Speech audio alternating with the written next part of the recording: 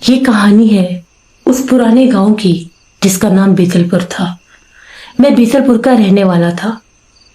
میں تقریباً پچھلے 15 برس سے بیتل پور کے علاقے میں اپنی ایک ورک شاپ چلا رہا تھا۔ ہاں، میری ورک شاپ ایک پرانی ورک شاپ تھی۔ بہت دور دور سے لوگ میرے پاس کام کروانے آیا کرتے تھے۔ میں ایک اچھا میکینک تھا، اس لیے اس کام کے علاوہ مجھے کوئی کام نہیں آتا تھا۔ میرا نام امجد ہے۔ سردی کی راتوں میں میں بالکل ورک شاپ پر اکیلا رہ جاتا تھا۔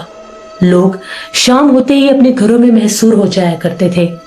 دیکھتے ہی دیکھتے پورا علاقہ سنسان ہو جاتا تھا۔ گلیوں میں صرف اور صرف ٹھنڈی ہواؤں کا راج ہوتا تھا یا دور سے بھونکنے والے کتوں کی آوازیں سنائی دیتی تھی۔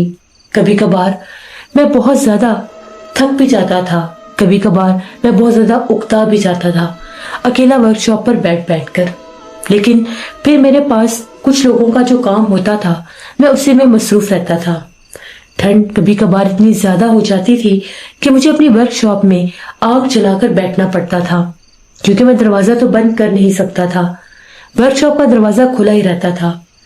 میرا گھر بھی بیتل پور کے انہی کچے مکانوں میں سے ایک گھر تھا۔ میں جاتا تھا، ورک شاپ کو بند کر کے کھانا کھاتا تھا۔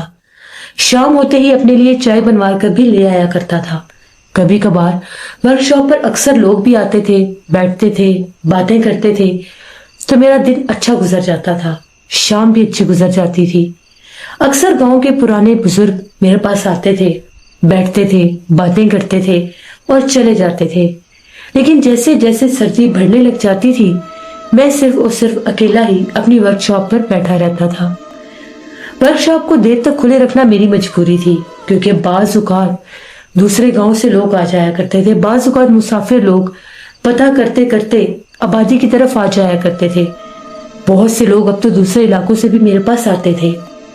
اسی طرح سے وقت گزر رہا تھا اور میں اپنا کام کر رہا تھا، ایسے ہی ورک شاپ چلا رہا تھا۔ ایک دفعہ ایسے ہوا، بہت سخت سردی کی رات تھی اور میں اپنی ورک شاپ پر بیٹھا آگ جلا کر چائے پی رہا تھا۔ مجھے بہت اچھا لگ رہا تھا، باہر ٹھنڈی ہوائیں چل رہی تھی، بالکل علاقہ سنسان تھا۔ تھوڑی ہی دیر گزری ہوگی، مجھے دور سے ایسی آوازیں آنے لگ گئیں جس طرح سے کوئی چھوٹا بچہ رو رہا ہے۔ مجھے بڑا تعجب ہوا کہ اتنی رات کو بچہ کہاں پر رو رہا ہوگا۔ مجھے لگا کہ مجھے اٹھ کر دیکھنا چاہیے، شاید کوئی بچہ گھر سے باہر نکل آیا ہے، کسی کا دروازہ کھلا ہوگا۔ میں باہر نکلا، ورک شاپ سے گھروں کی طرف گیا، دیکھا کہیں کوئی بچہ نظر نہیں آیا۔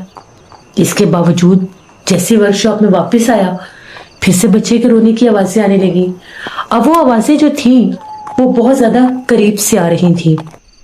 میں بڑا حیران ہوا کہ بچے کی آوازیں کہاں سے آ رہی ہیں۔ میں پھر باہر نکلا، میں نے جا کے چاروں طرف دیکھا، مجھے کہیں کوئی بچہ نظر نہیں آیا۔ اپنی لالٹین لے کر میں خاصا آگے تک گیا کہ شاید کوئی بچہ آگے چلا گیا ہوگا، لیکن کوئی بھی نہیں تھا۔ میں پھر آ کر بیٹھ گیا۔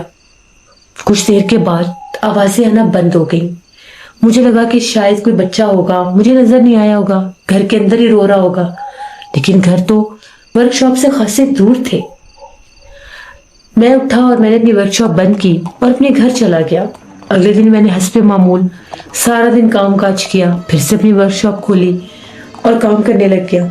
آج پھر ہلکی ہلکی بارش بھی ہوئی تھی اور ٹھنڈ قدرے زیادہ تھی۔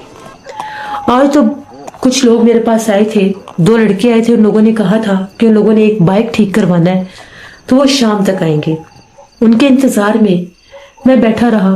رات کے 9-10 بج گئے، ابھی تک وہ آئے نہیں تھے۔ مجھے لگا کہ شاید ویسے ہی مجھے پریشان کر کے چلے گئے، ابھی تک تو آئے نہیں۔ میں نے گھڑی سے ٹائم دیکھا، 11-11:30 بج گئے۔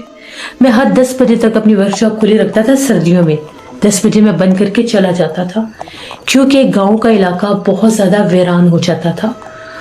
دور دوسری طرف جیسے قبرستان بھی تھے، تو مجھے ڈر لگتا تھا کہ اتنی رات کو میں اکیلا بیٹھ کر کیا کروں گا۔ کئی بار تو بہت عجیب عجیب آوازیں بھی سنائی دیتی تھیں۔ میں نے سوچا کہ شاید نہ آ سکے ہوں، کل آ جائیں گی، میں ورک شاپ بند کرتا ہوں۔ ابھی میں یہ سوچ ہی رہا تھا، باہر سے چیزیں اٹھا رہا تھا، مجھے پھر سے बच्चे के रोने की आवाज आने लगी, वही आवाज जैसे पहले आई थी। मैं बहुत ज्यादा हैरान हो गया कि ये आवाज एकदम से कहां से आ रही है। मैंने पलट कर पीछे देखा तो दूर मुझे अंधेरे में कुछ चमकती हुई आंखें नजर आई। मेरे तो पैरों के नीचे से जमीन निकल गई। मैं बहुत ज्यादा डर गया कि ये क्या माजरा है, कौन है वहां पर। मैंने पूछा भी कौन है वहां पर। फिर से बच्चे के रोने की आवाज आने लगी।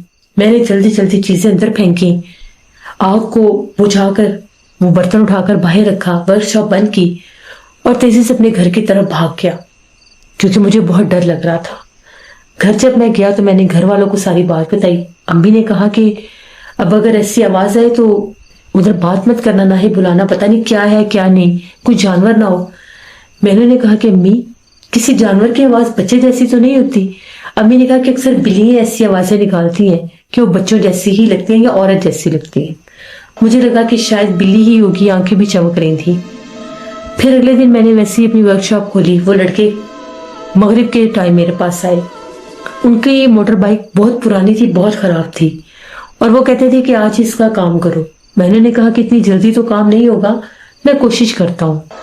वो लोग चले गए। मैंने कहा कि कल आकर ले जाना।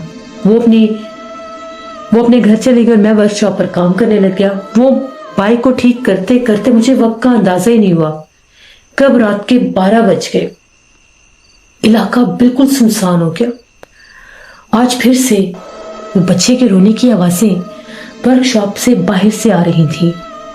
आवाजें इतनी क्लियर थी, इतनी ऊंची थी कि एकदम वो जो मेरा काम करने का जोश था वो टूटा और मुझे एकदम ख्याल आया कि टाइम क्या हुआ है। जो ही मैंने वक्त देखा, रात के 12 बज रहे थे। फिर तो रोंगटे खड़े हो गए। मैं काम में इतना मसरूफ हुआ, मैंने सिर्फ चाय पी और एक कोने पर आग जलाकर रखी हुई थी। जल्दी से आग को बुझाया, बाइक का जितना काम किया था उसको एक साइड पर किया। अब बाहर जाते हुए डर लग रहा था। हिम्मत की, बाहर से चीजें उठाने लगा तो बाहर कोई नजर नहीं आया। लेकिन जब मैं अपनी वर्कशॉप से बाहर निकला था, मुझे ऐसा लगा था जैसे कोई एक सर है वो पीछे हटा है। मैंने जल्दी जल्दी अपनी चीजें अंदर रखी, वर्कशॉप बंद करने लगा तो बिल्कुल मेरे पीछे जैसे कोई खड़ा था। यहां तक कि उसने मेरे कपड़े भी पकड़े। जो ही मैंने पलट कर देखा, एक बहुत भयानक चेहरे वाला बच्चा था। उसका छोटा सा, बिल्कुल जैसे बच्चों का कद होता है वो कद था, लेकिन चेहरा किसी बड़े आदमी जैसा था। इतना खौफनाक था। उसकी सफेद आंखें थी। पहले वो रो रहा था और जब वो मेरे करीब आया तो वो हंसने लग गया। उसे देखकर मैं इतना डरा कि मैंने उसे धक्का दिया। वो दूर जाकर गिरा और मैंने दौड़ लगा दी। वो मेरे पीछे यूं भाग रहा था जैसे बंदर उछल कर आता है। मैं इतना शदीद डरा, मैं अपने घर गया। मैंने शोर मचा दिया कि मेरे पीछे कोई बच्चा लग गया। घर वालों ने बाहर जाकर देखा, कहीं कोई भी नहीं था। लेकिन मेरी हालत बहुत गैर थी। जैसे जैसे रात गहरी हुई, हम लोगों के घर से बच्चे के रोने की आवाजें आने लग गई। वो जो भी मखलूक थी हमारे घर के अंदर आ गई। मेरे अम्मी अब्बू ने जब आवाजें सुनी, अम्मी ने जब वो देखा कि ऐसी आवाजें आ रही, उन्होंने अब्बू को जगाया। अब्बू ने लालटेन ली। अब्बू जब बाहर देख रहे थे, हमारे घर की दीवार के ऊपर वो बच्चा बैठा हुआ था। अब्बू ने कहा वो मखलूक सामने बैठी हुई है दीवार पर। वो इस तरह से उछल रहा था जिस तरह से कोई बंदर उछलता है। कभी वो हमारे शहर में लगे दरख्त पर उछलता, झूलता, और कभी पानी वाले नलके को चलाने लग जाता। बहुत तंग कर रहा था। बुलंद आवाज में मेरे अब्बू ने कहा कि चले जाओ, हमें तंग ना करो, हमने तुम्हारा क्या नुकसान किया है। जब ये कहा तो वो जोर जोर से पत्थर घर के दरवाजे के ऊपर मारने लग गया। सुबह जब हम लोग जागे, वो उस टाइम घर पर वो चीज नहीं थी, वो चला गया था। लेकिन रात भर उसने हमें बहुत ज्यादा सताया, बहुत ज्यादा तंग किया। अब मैं इतना डरा हुआ था, मुझे शदीद बुखार, मैंने वर्कशॉप भी नहीं खोली। अब्बू गए गांव के मौलवी साहब के पास, उन्हें बताया। उन्होंने कहा ये तो जिन के बच्चे हैं, ये बाजुकात तंग करते हैं और बाजुकात जिन्नात खुद इस रूप में तंग करते हैं। तो अपने बेटे से कहें कि इतनी देर रात के उस हिस्से में वर्कशॉप खोलकर ना बैठे। मुझे अब्बू ने आकर बताया, मैं उनके पास गया, उन्होंने मुझे कोई दम वगैरह किया। उसके बाद मैं 9 बजे तक वर्कशॉप खोलता था, लेकिन वो चीज मुझे वर्कशॉप पर बैठने ही नहीं देती थी। जैसे ही मगरिब के बाद का टाइम होता था, वर्कशॉप की छत के ऊपर वो कूदने लग जाते थे, शोर मचाते थे, हंसते थे, बहुत ज्यादा तंग करते थे। मैं वर्कशॉप बंद करके घर भागता था تو رات بھر ہمارے گھر میں تنگ کرتے تھے، درخت کے پتے توڑ دیتے تھے، جانور مرغیاں رکھی ہوئی تھی، بکریاں رکھی تھی، ان کو ڈراتے تھے۔ پورے صحن میں چھوٹے بچے کے پیروں کے نشان ہوتے تھے۔ وہ جو بھی مخلوق تھی اس نے ہمیں بہت زیادہ ستایا ہوا تھا۔ مولوی صاحب کو بلا کر لائے ہمارے گھر، مولوی صاحب نے آ کر پڑھائی کی، انہوں نے کہا وہ چیز آپ کے گھر میں ہے اور اس کے پیچھے ہے، اس کے ساتھ ساتھ ہے، وہ دن کے وقت بھی اس کے پیچھے پیچھے ہوتا ہے، اس کی ورک شاپ پر بھی ہو جاتا ہے۔ انہوں نے کہا کہ نہ تو میں اس کو نکال سکتا ہوں، نہ ہی میں اس کو کنٹرول کر سکتا ہوں، اس کے لیے آپ کو کسی عامل کے پاس جانا پڑے گا۔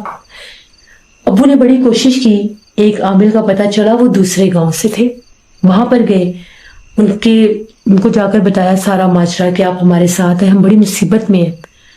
وہ ہمارے ساتھ آئے، انہوں نے میری ورک شاپ دیکھی، انہوں نے کہا کہ یہ مخلوق اس ویرانے کی طرف سے آئی ہے، شریر جنات ہے، اور جو جنات کے بچے ہوتے ہیں وہ جنات سے بھی زیادہ سخت، پاورفل اور تنگ کرنے والے ہوتے ہیں، کیونکہ وہ نا سمجھ ہوتے ہیں۔ وہ تو بہت زیادہ نقصان دے دیتے ہیں، بزرگوں کو دھکا دے دیتے ہیں، بچوں کو گرا دیتے ہیں، بڑوں کو بھی بہت تنگ کرتے ہیں۔ وہ پیچھے لگا ہوا ہے۔ پھر انہوں نے پڑھائی کی، پڑھائی کر کے میری ورک شاپ کے اوپر حصار کیا اور ایک تعویذ لگا دیا، کہا کہ چاہے کچھ بھی ہو جائے، کچھ عرصہ تم نے مغرب کی اذان کے ساتھ ورک شاپ بند کر دینی ہے، آہستہ آہستہ پھر وقت بڑھاتے رہنا۔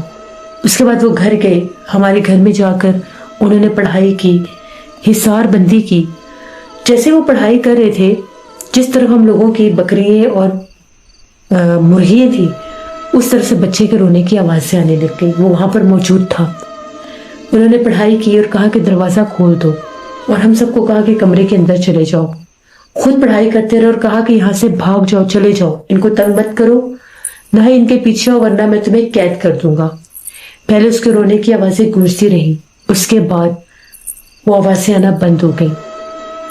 ہمارے گھر کا دروازہ کسی نے بہت زور سے پٹک کر بند کیا، جس پر پتا چلا کہ وہ چلا گیا ہے۔ پھر ہمارے گھر پر بھی حصار بندی ہوئی۔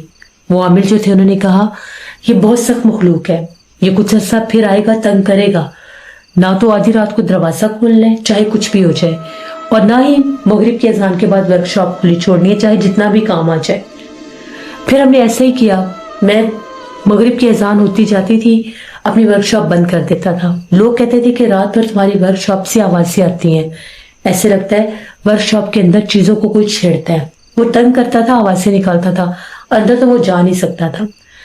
اس کے بعد گھر کے باہر بھی ایسے لگتا تھا جیسے کوئی بھاگ دوڑ کر رہا ہے۔ آدھی آدھی رات کو ہمارے گھر کے دروازے کھٹکھٹاتا تھا۔ کچھ عرصہ اس نے ہمیں بہت تنگ کیا، ہم نے کسی چیز کا کوئی جواب نہیں دیا، آوازیں بھی آتی تھی لیکن ہم آگے سے بولتے نہیں تھے۔ اللہ کا شکر، آہستہ آہستہ اس مخلوق نے خود ہی ہماری جان چھوڑ دی۔ تو یہ میری ایک کہانی تھی بیتل پور کے اس پرانے گاؤں کی، جہاں پر میری ورک شاپ تھی، اور کیسے سردی کی راتوں میں وہ مخلوق میرے پیچھے لگی جو مجھے رات بھر تنگ کرتی تھی، ورک شاپ پر بھی ڈرانے کے لیے آتی تھی۔ یہ میری ایک کہانی تھی جو میں نے آپ کے ساتھ شیئر کی۔ اگر آپ لوگوں کو میرے چینل کی سٹوریز پسند آتی ہیں تو میرے چینل کو سبسکرائب کریں، میرے چینل رات کی کہانیوں کو اپنے فرینڈ اینڈ فیملی میں بھی شیئر کریں، اور اپنا فیڈ بیک بھی ضرور دیں۔ آپ سب کا بہت شکریہ۔